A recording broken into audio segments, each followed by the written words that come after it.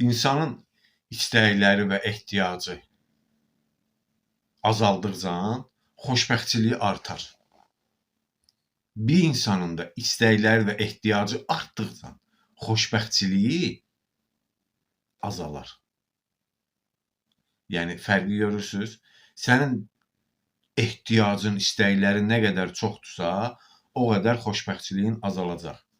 Sənin istəyin, ehtiyacların nə qədər azdırsa, xoşbəxtçiliyin də o dərəcə artacaq. Niyə? Mənim üçün nə aidiyyatı var ki, məsələn, mənim əlimdə 2000-lik telefon olsun. Çox maraqlı deyiləm.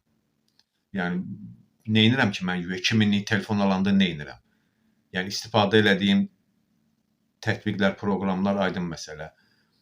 Başqa, yəni orada 300 manatlıq da ola bilər. Başqa, məsələn, mən bu qəsəbədən o qəsəbəyə gedirəm, işim var. Mənə bir dənə bu maşın bəs eləyir, məsəl üçün. 50 minlik olması şərt deyil.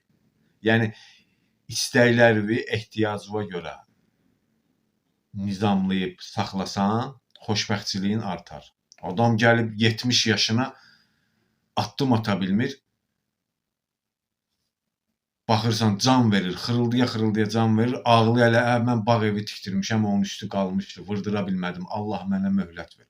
Qardaşım, başıma dönərəm, bu ömür bu qədər uzun deyil, belə şeylər üçün deyil bu ömür.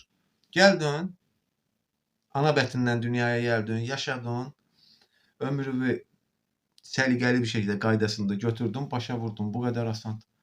Bu qədər qısadır bu ömür.